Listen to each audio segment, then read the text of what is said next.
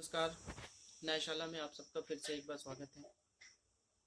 न्यायशाला में आज हम बात करेंगे महिलाओं के अधिकारों के बारे में, महिलाओं के न्यायिक अधिकारों के बारे में।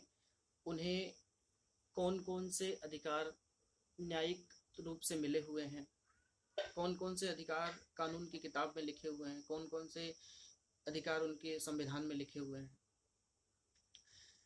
हम सब जानते हैं कि बहुत सारे कानूनी अधिकार महिलाओं को मिले हुए हैं और करीब मैं बात करूं कानूनी रूप से तो कुल मैं पाता हूं कि 6 लीगल इनेक्टमेंट्स हैं जो कि महिलाओं के हक में है, महिलाओं के हितों में है कि अगर उनके साथ कुछ गलत होता है तो वो उनकी व्याख्या करते हैं और जो दोषी है उसको सजा दिलाते हैं। सबसे पहले मैं बात करूं तो है IPC act 1860, Indian penal code. उसकी जो कुछ धाराएं हैं 354, 376, 375, 509, उसकी चर्चा मैं बाद में करूंगा, जो कि महिलाओं के हितों की बात करते हैं। महिलाओं के साथ कुछ गलत होता है तो कौन कौन क्या क्या प्रावधान है, कैसे उनको सजा, दोषियों को सजा होती है। दूसरा मैं आऊँ तो ये है protection of women from domestic violence act, DV act 2005।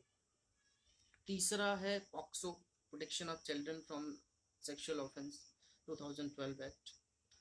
चौथा है sexual harassment of women at work place, जो की बात करता है प्रिवेंशन, प्रोहिबिशन एंड रिड्रेसल, तीनों की बात करता है।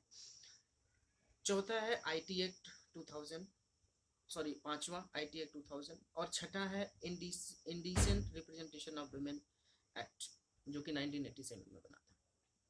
क्योंकि ये 6 टॉपिक और 6 विषय बहुत बड़े हैं, इनकी व्याख्या, इनके क्या क्या प्रोसीजर्स हैं, बहुत बड़े हैं। तो इस सेशन में मैं सिर्फ कवर करूंगा domestic violence 2005 act.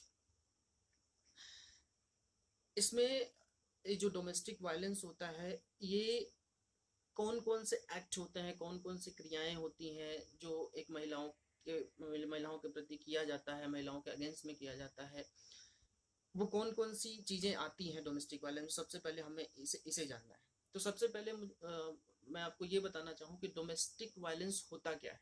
Domestic violence वो वायलेंस है जो कि आपके डोमेस्टिक रिलेशन में किया गया वायलेंस है। डोमेस्टिक रिलेशन वह रिलेशन है जो कि आपके जो भी आपके नियरर लोग हैं, जो कि आपके साथ घर शेयर कर रहे हैं, आपके साथ रह रहे हैं। जरूरी नहीं कि वो आपका पति है, जरूरी नहीं कि वो आपका फादर इन लॉ है, जरूरी नहीं कि वो आपके मदर इन लॉ है।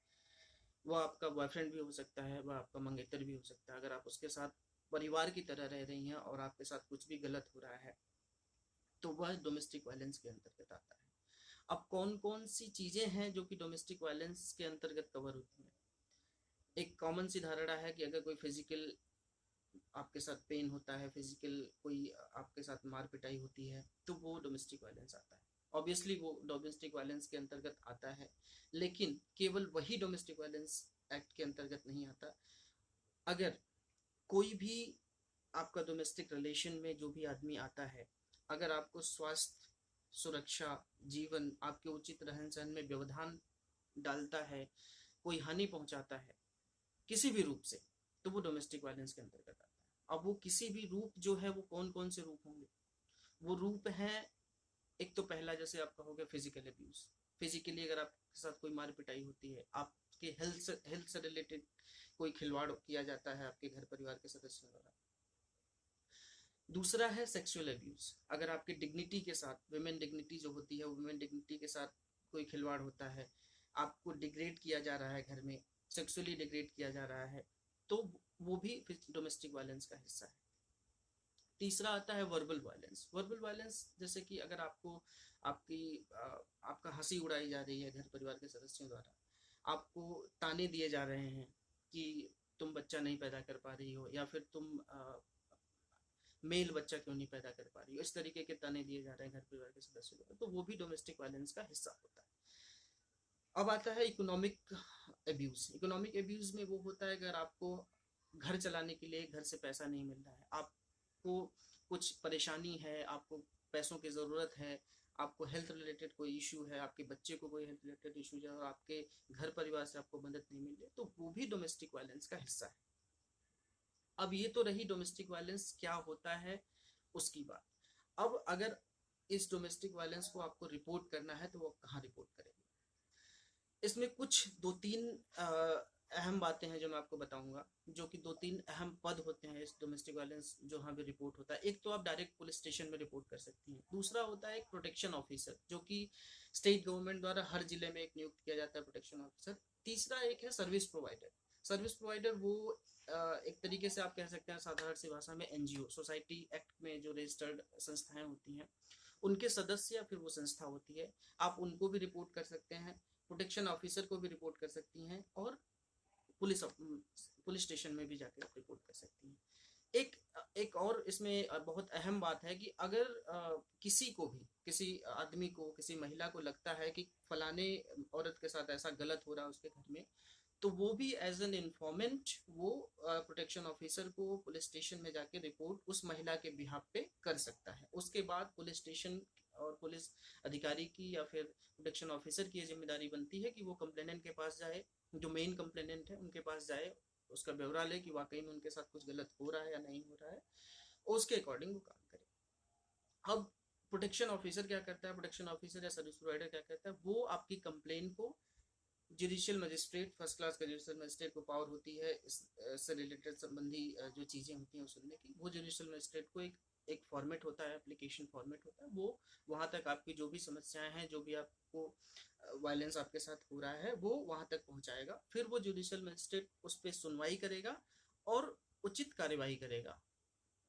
कार्यवाही कैसे होती है, वो जो जुडिशियल मजिस्ट्रेट है वो पहले तो आप जो रेस्पोंडेंट है, रेस्पोंडेंट मतलब जो भी जिसको आपने पक्षकार बनाया है कि उन्होंने मेरे साथ गलत किया है, उनको वो नोटिस भेजेगा, वो आएंगे, वो अपना पक्ष कहेंगे, और अगर आपने अपना पक्ष सही से रखा, आपने अपना पक्ष प्रूफ कर दिया कि नहीं आपके साथ कुछ ऐसा गलत हुआ है, तो आपके पक्ष में वो जुडिशियल मजिस्ट्रेट ऑर्डर करेंगे। अब ये ऑर्डर कौन कौन से हो सकते हैं, ऑर्डर मॉनेटरी टर्म में हो सकता है, आपको कंपनसेशन मिलेगा, आपके साथ जो भी गलत हुआ है वो कंपनसेशन होता है। मॉनेटरी टर्म में आपको, आप ये भी अगर आपको चाहिए कि मुझे मंथली इतना पैसा मिले, वो भी मजिस्ट्रेट ऑर्डर कर सकता है कि आपको इतना इनको मंथली पैसा मिले। आप अगर ये लगता है कि मुझे जो इस घर में सब लोग रह रहे हैं उस घर में मैं अकेले रहूं और ये लोग कहीं और घर में जाए, तो अगर परिस्थितियां ऐसी बनती हैं तो वो ऐसा भी ऑर्डर हो सकता है कि इनको उस घर में रहने दिया जाए और सब दूसरे घर में शिफ्ट हो जाए। वो पुलिस ऑफिसर को यह भी ऑर्डर कर सकता है कि फला महिला जिसकी कंप्लेन आई हुई है उसकी सुरक्षा की जिम्मेदारी पुलिस की बनती है, तो उस पुलिस स्टेशन जो आपका लोकल पुलिस स्टेशन है वो उसकी जिम्मेदारी बनती है।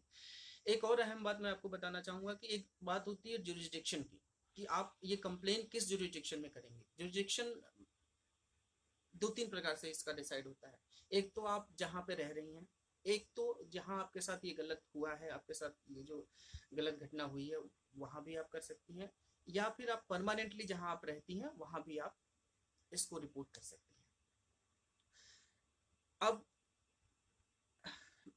जो इसमें बात हुई, एक बात मैं आपको और इसमें जोड़ना चाहूंगा कि अगर मान लीजिए आप प्रोटेक्शन ऑफिसर के पास गई, प्रोटेक्शन ऑफिसर ने मना कर दिया, प्रोटेक्शन ऑफिसर ने रेस्पोंडेंट से पैसा ले लिया और उसने सही से काम नहीं किया, तो इसके लिए भी प्रोविजन है कि प्रोटेक्शन ऑफिसर को भी, अगर आप प्रोटेक्शन ऑफिसर गलत पाया जाता है तो प्रोटेक्शन ऑफिसर को भी 1 साल की सजा और 20,000 तक का जुर्माना होता है। तो आप बेफिक्र रहिए, निश्चिंत रहिए, यदि आपके साथ कुछ भी गलत होता है तो इसको जरूर रिपोर्ट करवाइए, अपनी आवाज़ जरूर रिपोर्ट कराइए। और हाँ, इस बात का भी ध्यान रखिए क्योंकि बहुत सारे केसेस अभी ऐसे आए हैं कि गलत रिपोर्ट हो गई है, आपकी थोड़ी मोटी घर में लड़ाई हुई या फिर कुछ मनमुटाव हुआ और आपने जाकर रिपोर्ट कर दिया, फिर आपका जो परिवार का सदस्य है या जो आपका पति है वो चक्कर काट रहा है थाने के और न्यायालयों के, तो वो भी ना करें क्योंकि वो आपके परिवार के सदस्य हैं, वो आपके पति हैं।